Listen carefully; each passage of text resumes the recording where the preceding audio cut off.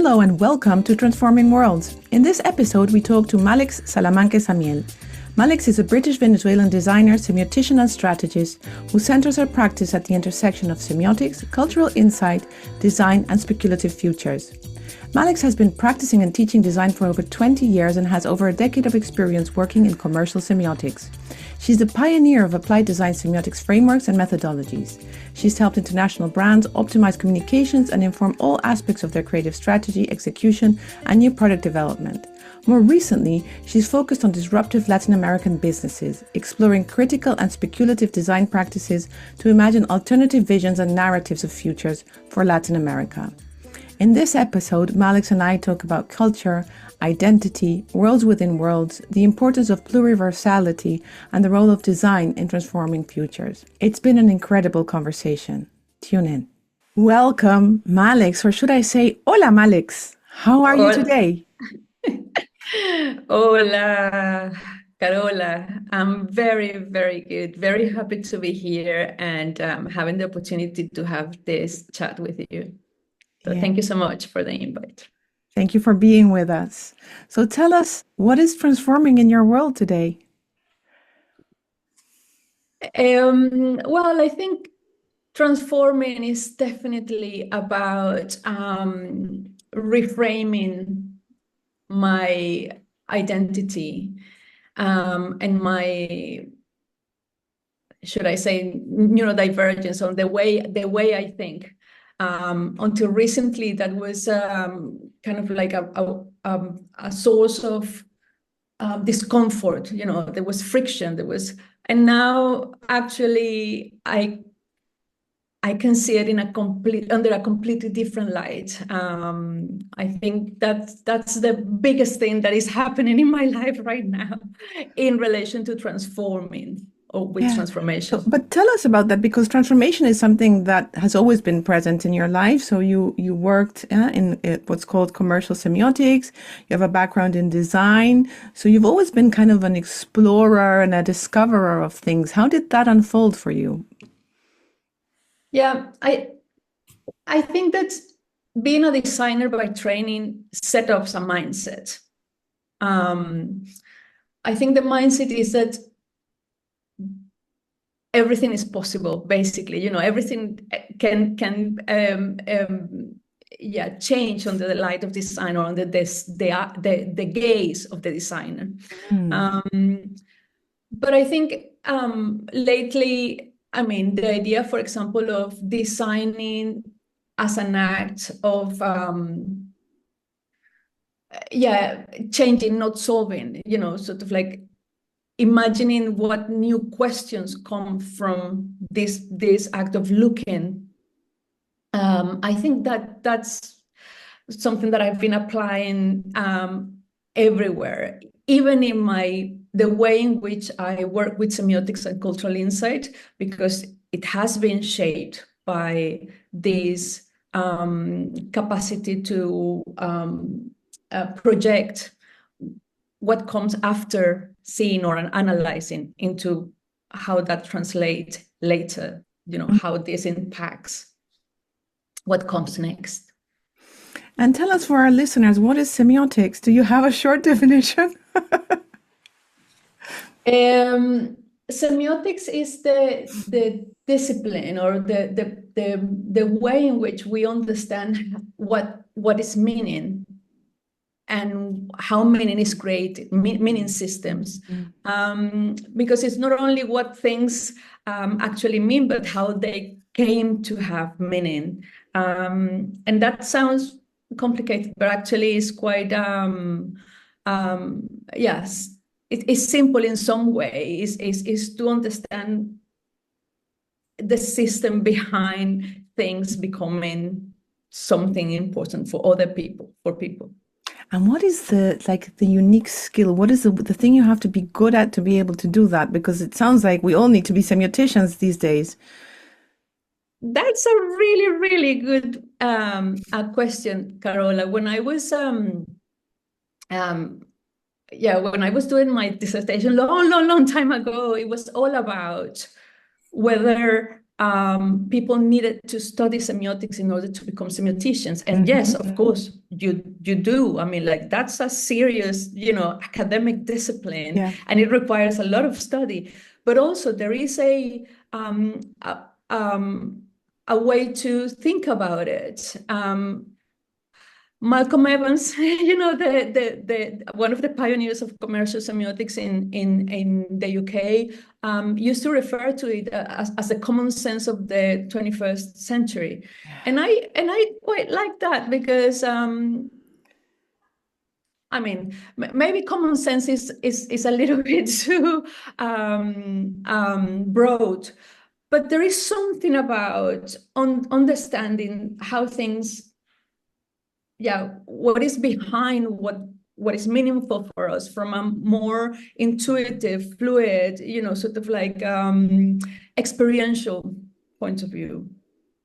Brilliant. And because we both have Spanish as a mother tongue, there is this saying in Spanish that goes, that the common sense is the least common of the senses. El sentido común es el menos común de los sentidos. And so it seems to me that it's quite interesting. How do you develop the capacity to detach yourself? Because, of course, as interpreters of meaning, we bring our own ideas, expectations, cultural lenses, identity into the mix. It's impossible to not do that as a human being. But there must be a way to be able to look at things almost from a meta position, almost from slightly from the outside, in order to be able to reinterpret it and to redesign it. And it feels so important, because one of the big critiques of our discipline in design is that we suggest a makeability of the universe, like as if we could create it. And of course we can't, which means that we have to join the dance and with the movement and the meaning making and the dynamics of that. But how might one go about doing that? How do you learn to see as objectively as possible, to the degree that it's even possible? It's not possible. I mean, I don't think it's possible. Okay. Even in the more rational exercise, or the most rational way of exercising this way of seeing, there is no escape from what one is. Okay. I would say.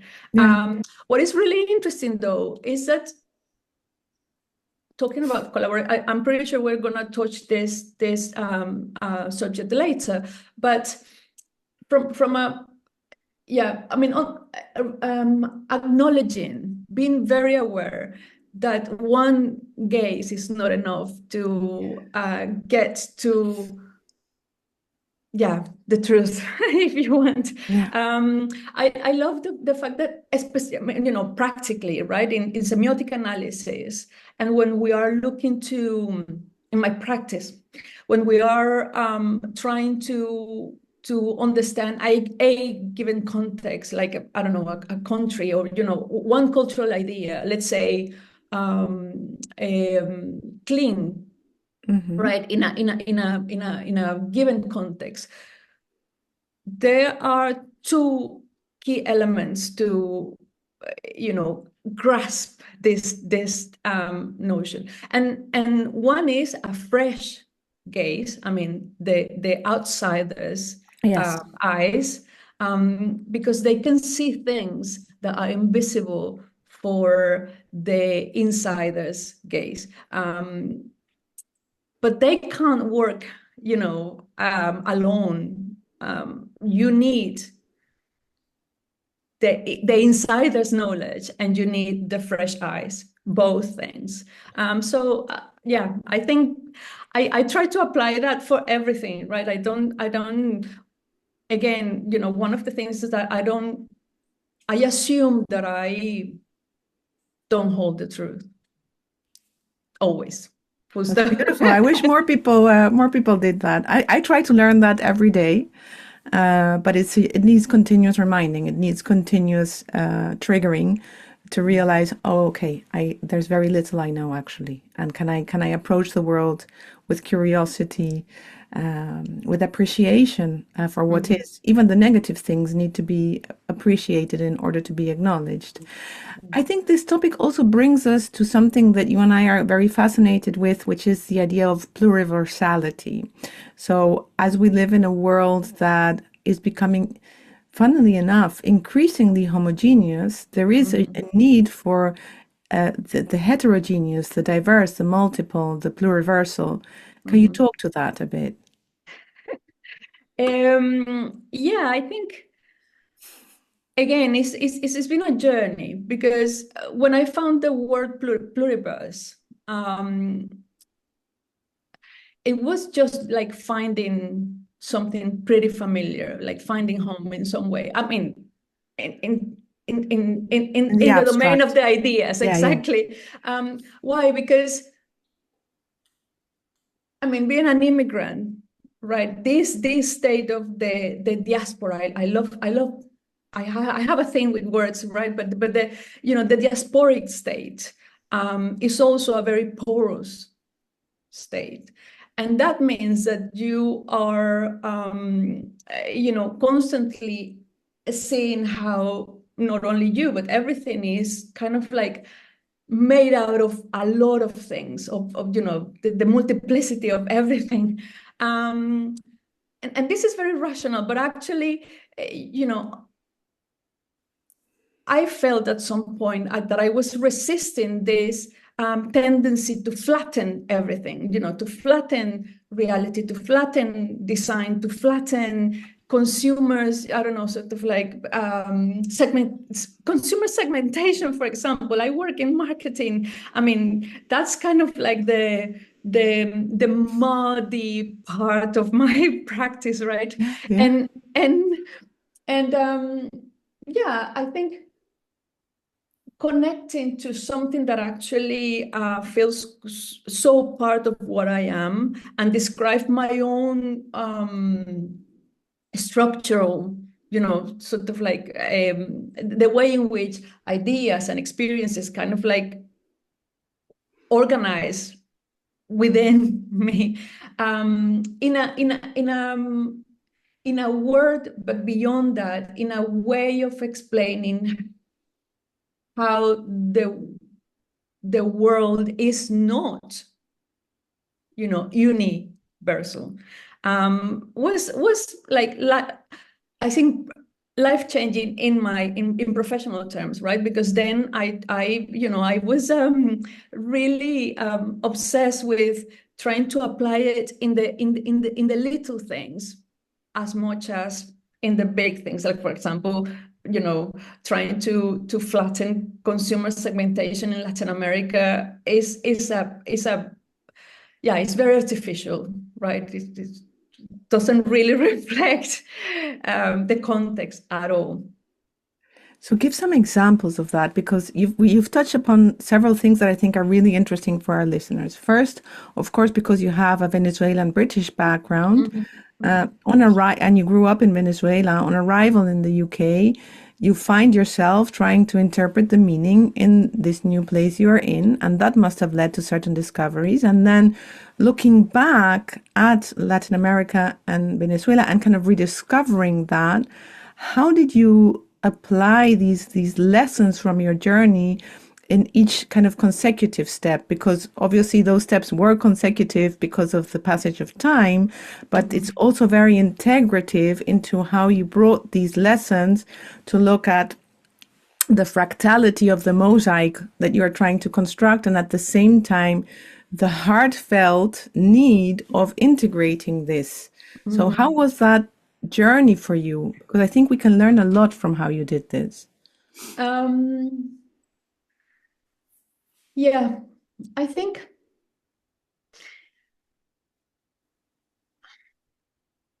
it's I'm trying to organize the journey, Yes, because I understand. Yeah. it's been 20 years, right, since I arrived. But I have dedicated some thought to that. So, and I think I can say that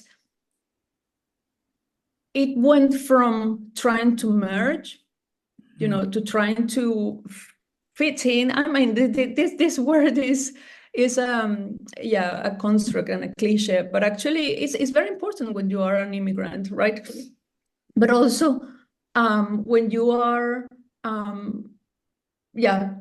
sort of like trying to understand a way of being in this world, right? So it went from trying to, take this shape into realizing that actually there was something that I was, not me, that the conscious of where I come from could bring into the table, to the table, especially in the context of the research or analysis of design. So I think it was what really changed my the narrative was that I had the opportunity to run a business in LATAM after many, many years living in the UK and working in the UK in a closed system, right? I was working mostly with in the UK context, and that kind of like. First, it was a lot of learning, like,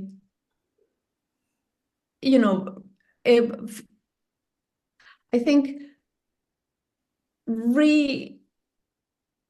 encountering what I knew existed, but also being able to see it under a new light, because I was, I came from the experience of being here so long. So, things like,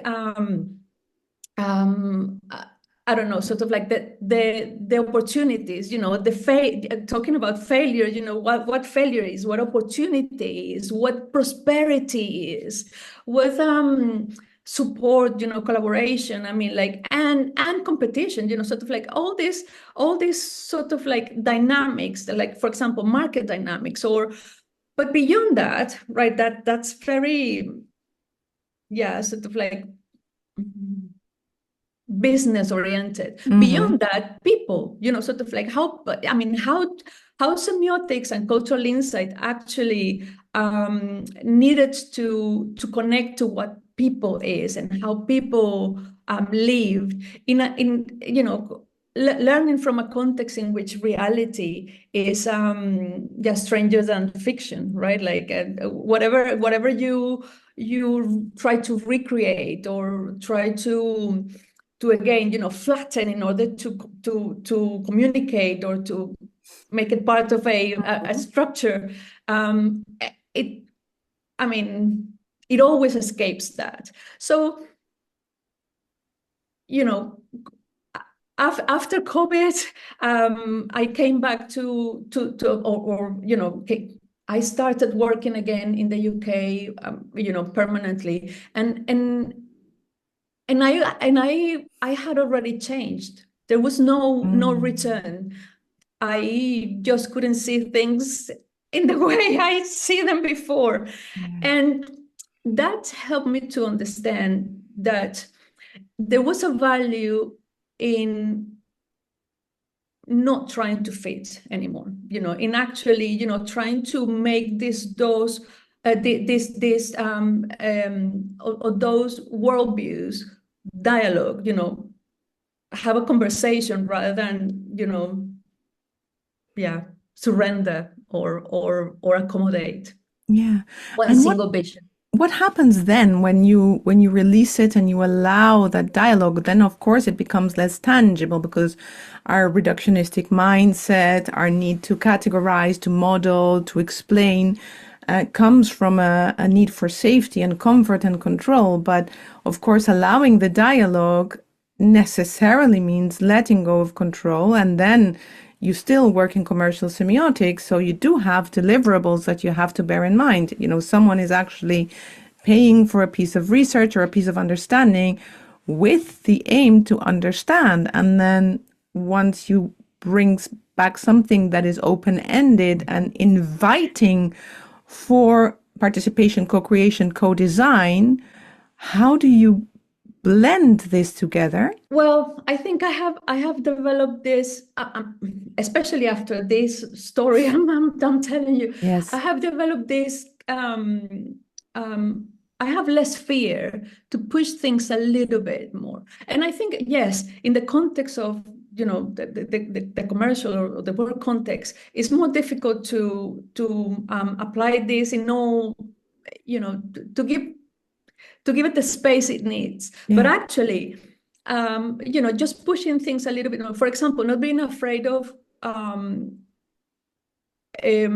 giving questions instead of answers where I've been asked for answers, because Yes. usually you just want the shortcuts, right? I just give me what to do. Like, I'm really sorry, but I can't give you, I can't tell you what to do without telling you, without sending you another question, because if you don't take into account this question, then there is no use of telling you an answer, because the question is not either covering what it needs, or not considering critical issues, or unintended consequences, or Entropy. entropy. Yes. Yeah, which takes me to one really, really, really nice example. I was looking at the emergent cultural drivers in Latin America, looking at Argentina, Mexico, Colombia, Brazil. And in semiotics, we create what we call codes, right? Which are basically like bags of meaning, sort of like, it's like the pack of ideas, of cultural ideas.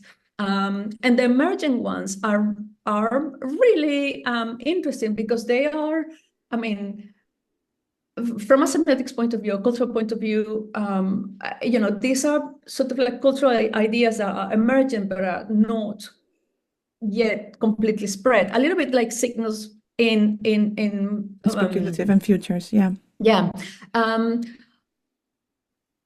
So there was this code that I named chaos is a type of order. And it was, the beauty of it is that it was sort of like pan-Latin American, sort of like you could see it existing everywhere in Latin. So when we were sort of like when we were presenting this, especially to my team, like to my team in the UK, there was this tendency or natural impulse. I would say impulse to change the name, like can we not change the name, because it's confusing. And I was like, and this is what I mean, Carola, is like the change, the transformation for me is actually to be able to stand for this nuance, because this nuance is important. It's about world building, it's about pluriversal views, it's about understanding and recognizing that the reality is not flat, and futures are fiction, and most of the things that we are sort of like concerned with are constructs. So no, we can't change the name, because what we are going to give to our client is the best way they can. It's an idea that has more potential than any other idea they can, they can receive from us. Yes. Why? Because chaos is a type of order, actually means that there is a strength, there is a value, and there is a force that you can't contain, and that actually reorganizes, or continually keeps organizing reality in Latin. Full stop. I mean, like, and then you can, you can recognize even, for example, startups that are built based on this idea. Like, for example, I don't know, the delivery systems in Yes. Rappi, for example, right? Yes, you have equivalents in Europe, but the way Rappi started to work, as the unintended consequence was that it built another world, a different world beyond the commercial facade or the brand phase. So I Can you dive think, a little bit deeper into Rappi? Because obviously not everyone knows it. So yeah, tell us yeah. a bit about it. Yeah, Rappi is a delivery brand, Yes. um, uh, like Deliveroo or Uber Eats. I mean, but it was one of the unicorns in Latam from, I think, 3 years ago. Where it really exploded and had it grew sort of like incredibly. But what was really interesting was that, the system was not only about delivery, but it was about these communities that started to form in the streets. So you could see Rappi workers just hanging out or creating unions. It really sort of like shaped a different model than the one that we see in Europe.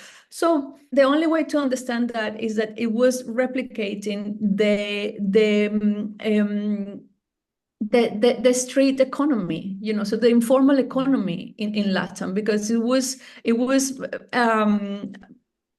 it might look sort of like chaotic and sort of like unreliable or unionized, or things that actually were not happening in other places. Despite that, it grew immensely because the value was that the workers were actually creating an alternative form of wealth and prosperity for families, for communities. It was about bringing your cousin, your brother, into this source of income. So that's actually what helped this platform to grow. Yes. Yeah. And it's very important because chaotic processes are the trademark of nature. It's how things work on planet Earth as far as we understand it, which we, of course, we don't understand everything, but this is the nature of chaotic processes. And I think that you touched twice now upon the concept of form, which of course we're suckers for because we're designers, but it's really important to start looking across the form, which is what transformation is about. It's about, are we able to see beyond or across the structures or forms? So first, and at the risk of sounding like Ed Sheeran, the shape of you, Malex. So the shape of Malex changes through the mixture of cultural context by understanding that instead of fitting in, which is conform, to go with the form, decide to say, no, I can have a perspective that is not flat, but is actually allowing for the multiplicity of what is, which is actually bringing this Latin American resiliency, which we all have. I mean, as a Latin American myself, we have this because we have to understand that chaos is part of life. Otherwise, there is no way of moving through your day in Latam. No, expecting for it not to be Exactly. chaotic is just a recipe for failure. Yeah, So we absolutely. are perhaps over adapted to this. And then you talked for the second time, you talked about form, about how things take shape, how the workers of Rappi create a new form through their doing and through their being. So how do you see this change in form and this transformation? And what are your sources of inspiration to look for what are other ways of doing and being? Yeah, I think I mean that's a practical, sort of Yes. like expression of that, Yeah. right? Like it's like the yeah, manifestation. It's a great in the form. example. But if I, just going back to what happened when I read pluriverse, right? Like the word, the ideas from Arturo Escobar was fantastic, because not only that he recovers and installed the idea of pluriverse, but also the idea of possibility from a Latin American point of view, and sort of like connecting with the cosmogony and the ancestral ways of being. Sort of like going from there is another, another world is possible, which is a Western version of that, to Arturo Escobar saying another possible is possible. Why? Because if it's not enough to imagine. I mean, I love this might sound controversial, so we are putting a lot of emphasis on imagining. And I think it's really important. I mean, if we can't imagine it, we can't make it. We can't, get there. We can't, shape it. But I think also, how do we fit what we imagine is very important. I mean, it's as important as imagining, because if you keep feeding the imagination with what is, or what it can be based on what is, then you can just imagine one version or one form. I'm saying this because I think feeding the imagination with forms of being that Indigenous, for example, Indigenous understanding of the world, and also feeding the imagination with a language that allows these different ways of being to exist is really important. I guess I'm stepping into sort of like more blurred, a blurred space, but I like the idea of how language also fits imagination and not the other way around. One of my best read articles is one in which I talk about language and spelling as our ability to cast spells. Exactly. Witches would take the magic wand and cast a spell, but actually grammar and spelling are also in many ways giving form, giving shape to how we think, how we do, and what we call culture, which in the work of Arturo Escobar, who is a Colombian anthropologist working in the US, we will add it to the show notes. For people to reference his work, is really about the colonialism of culture. So culture being defined in Europe from the perspective of Latam, because of course we were former colonies of Spain. Culture being defined that which was civilized in Europe as opposed to that which was wild somewhere else. And it's really important that when we encounter the wild, which is everywhere, it's not only in Latam. We're all animals first before we become our frontal cortex. So when we look at the wildness, at the savage aspect of society, then it's really important to embrace it, as you say, in its multiplicity. But very quickly, when we do that, we come to the concept of normality. So how do you deal with that, with the duality in the search for meaning, with the need for dogma and normality, and the role of cultural narratives? Small question. Yeah, exactly. I mean, I can write a whole dissertation about it. Well, normal for who? I mean, like for me, normality is again another construct. yes, there is a way of existing in the world. Again, we go back to fitting in. But for me, it's almost a language, that we need to be able to speak, right? So I think,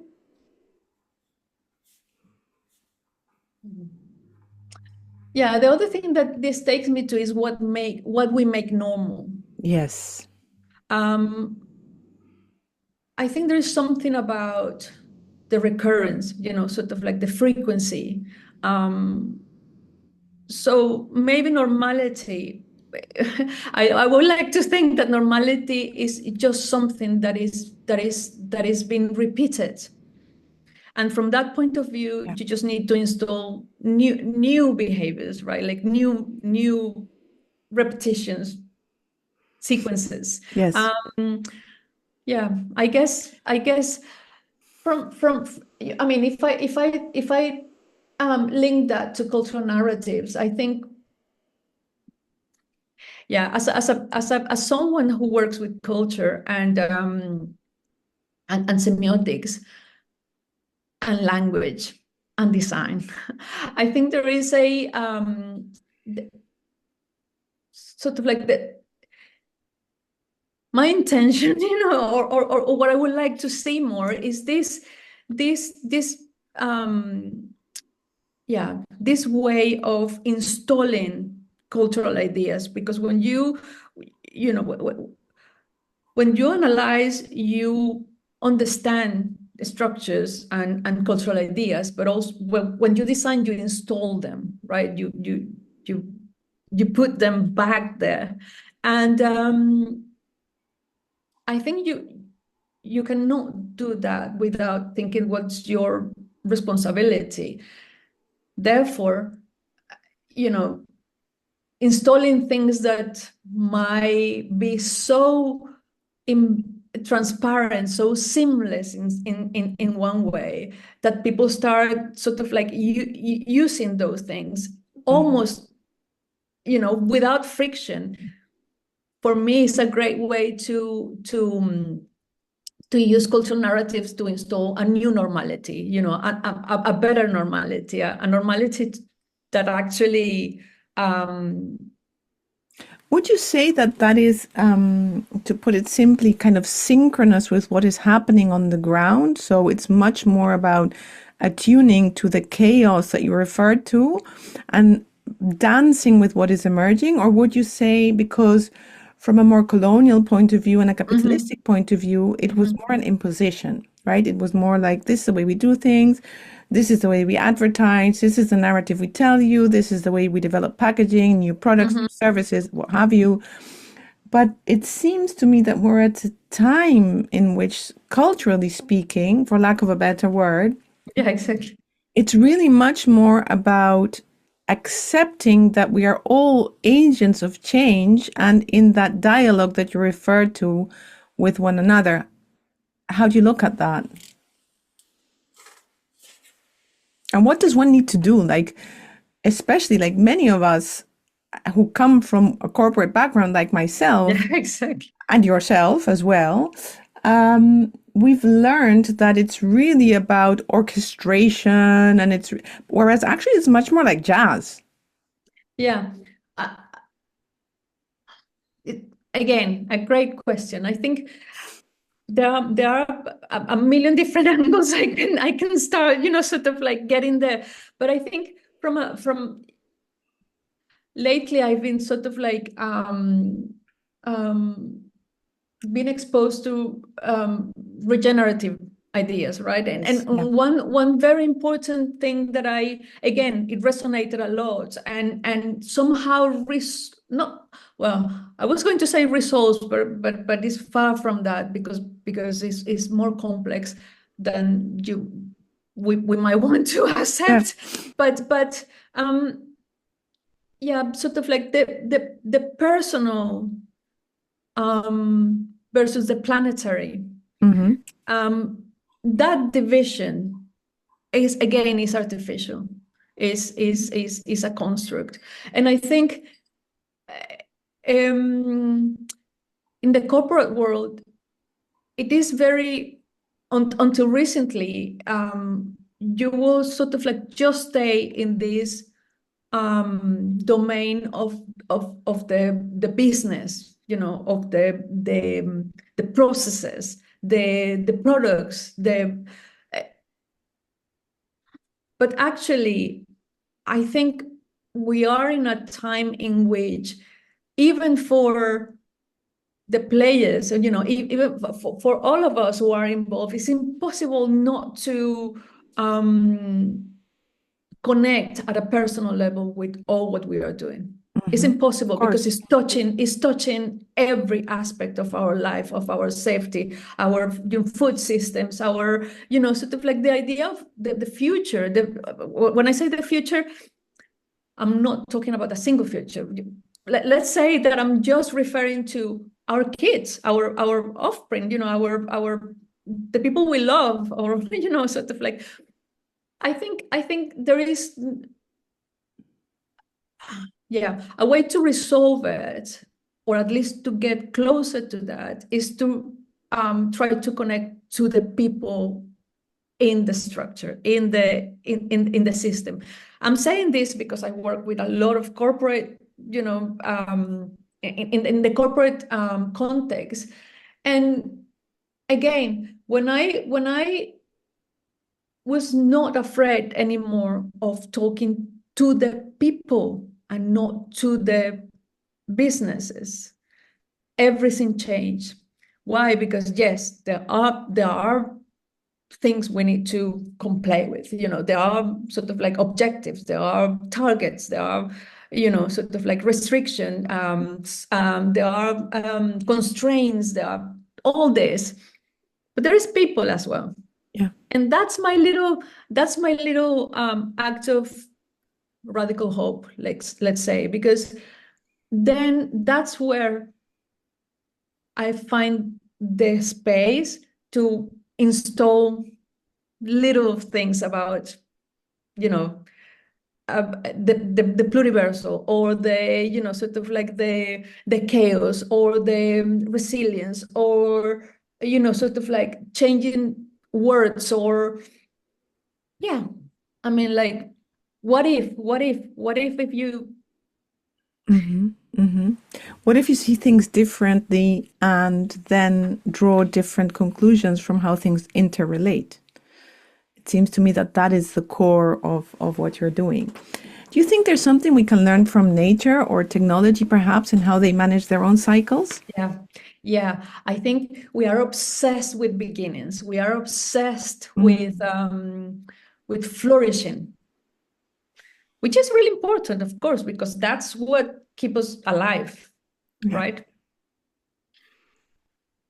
But I think, especially in the context of businesses and in the context of transformation, that is really important to connect with processes in nature that are about dying and about composting and about rotting or rewilding, sort of like this kind of like counter cultural ideas in which we need to put some thought and some words and some processes for things to end, for things to become parts of other things, and for mourning, for loss, for pain. I don't know. Yeah. Beautifully said. Very important. So I'm going to challenge you with a question, because I know you said today, and I know what you think about the future. You said the future is a fiction. And I've heard you say before, the future doesn't exist. But if we were to ask you to envision a future, a society, maybe 20 or 50 years from now, where we have embraced this concept of pluriversality, where we have understood regeneration as, looking at the parts of what was and the potential of what might be, what might that society look like in your perspective? Yeah, I'm going to clarify something. When I say that the future doesn't exist, I don't mean that we don't have a future. What I mean is that, again, we are fetishized the idea of future. Yeah. And I love to say that it's fiction, because what I mean again, or where I think we need to put the effort is in, sort of like understanding that we are building those futures. We are, sort of like, we're creating them. So a future where these ideas are becoming the norm, the normality, might look like a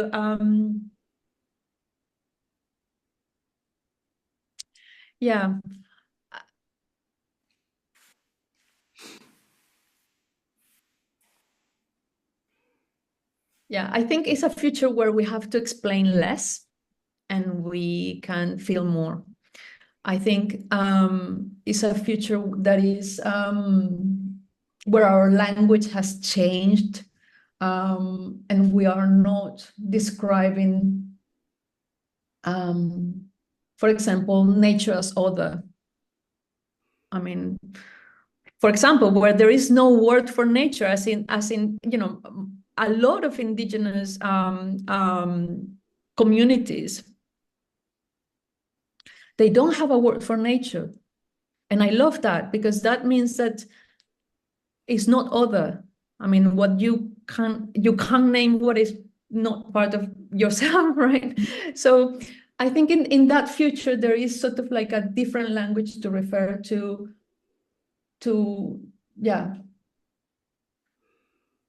what separates us from everything.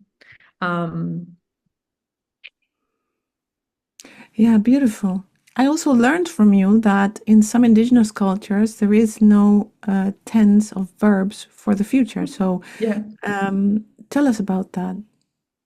Yeah, again, in well,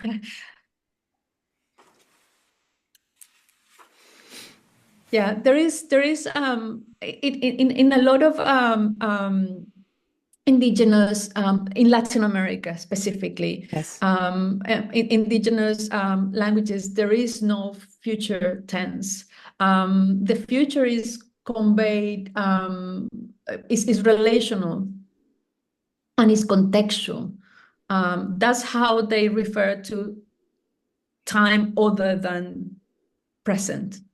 And I love that, because that means that there is no separation between what you are today and how you continue to exist. Yeah. You are not other. You are always you, and the family and the relationships and the land and everything is in this eternal, sort of like existence. Yeah. It's an embodied now that just changes in terms of what we define as time. But the embodied now is how you describe a situation, whether it's now or in the future or in the past, it's independent. It's really about being there, embodied and full with everything that and everyone that's around you. Yeah, a great example is how, for example, saying, tomorrow I'm gonna hunt, right? Rather than say, tomorrow I'm going to, they would say hunt day. Why? Because they are saying it during the night, right? So there is, again, this idea of is cyclical as well, sort of like is describing harvest or sort of like full moons. And so I think it's a very beautiful way to recognize that we are always in the present. Yeah. So going back to your previous question, I think a future where pluriversality is the norm, maybe it's a future in which we refer to time differently, and when we refer to collaboration, for example, differently. That's, I mean, like that. great lessons from pre-colonial Latin America are, things about collaboration where you actually don't exchange transactions or things, you build relationships. Because when for the Aymara, for example, you just are sort of like threading a big fabric of relationships that are where the threads are, what you do for others, and that's just building up the thread of life, the fabric of life. Yes, that's beautiful. Yeah, it's difficult to learn how to do that because it requires vulnerability from a Western point of view. Yeah, but it's so important. We, if anything, we have each other. So yeah, beautiful. So you know that back in the day when I wrote Change Ahead, that's already been 10 years, believe it or not, I started peeling off this concept, which I've used with clients since and works very well, which is not looking for answers, but looking for questions. So when you start a project, ask yourself, what is the question we will have at the end of it? Because if that informs the project from the outset, you can't avoid entropy because entropy is part of our work, right? So there's always unintended consequences to what we do, not because we're necessarily being evil, but there are so many things we cannot know. So the issue here would be, okay, so we're moving towards a culture that looks at language differently, embraces pluriversality. What new questions will arise then?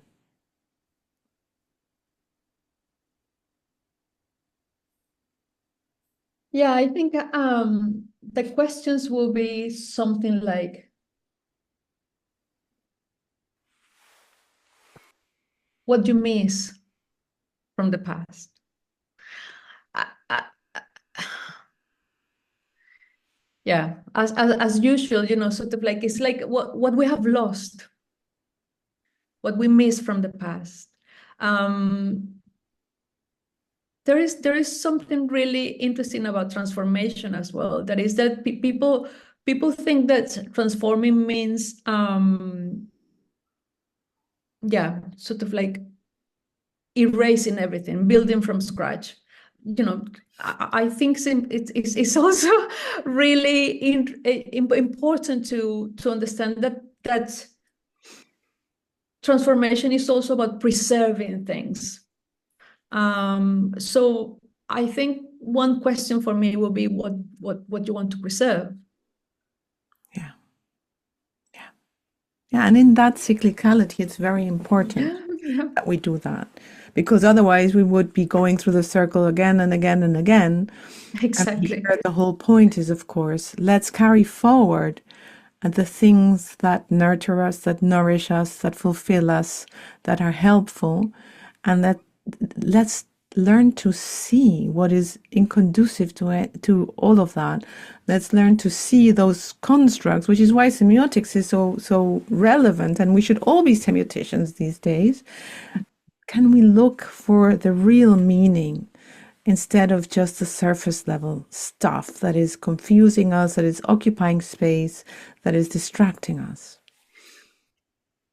I would just add something, and is that, can we look for the real meaning, but also can we recognize patterns? Because semioticians, actually, they are really, really good at identifying patterns. And when I say, what you want to preserve, is also about recognizing what is the connecting line that will make sure that this sort of like new normality or state of a better state we have achieved, how we don't lose it, how we don't confuse it, how we don't yeah.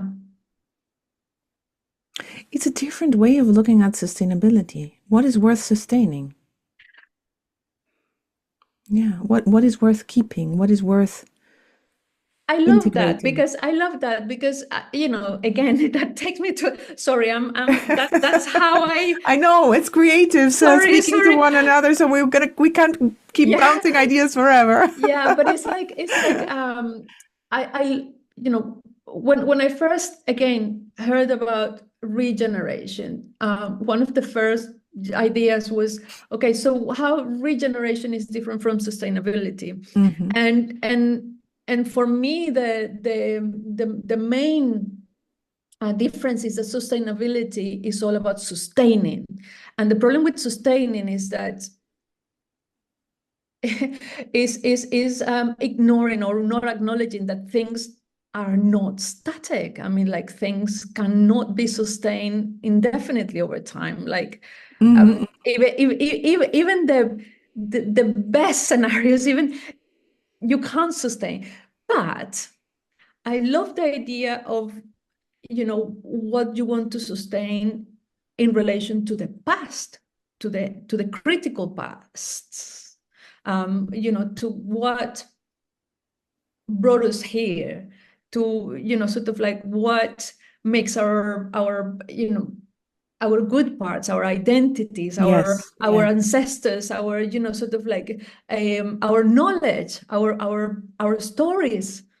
Yes, I like sustaining, mainly to understand what you want to bring from your past. That's wonderful. That's beautifully said, and that really kind of brings it all together. It's really about the power of story and those narratives that we're weaving together continuously, and how do we pick and mix the right ingredients so that we can use a nice Latin American word, so that we can use the verb sentir pensar. So feel and think our way through it as we weave those narratives, as we weave those stories, because we know, and as it's the essence of your work, that we believe our own stories. So we have to really start tuning into that. What stories are we crafting? What are we creating? What are we telling one another? And what are we believing about that? So it's been amazing to listen to you. I've learned a lot, as I always do when I speak with you. Where can people find you and your work? I'm not a very public person, I have to say, but yeah, I mean, like, I'm always around in LinkedIn, for example, Okay. or yeah, every now and then I publish some articles, but it's yeah, I think it's just find me via, I don't know, email or things like that. I'm just Okay. very, yeah, not very public. Then again, thank you so much. Gracias, Malex, No, a for ti. this beautiful conversation. Great conversation. Thank you so much for the opportunity.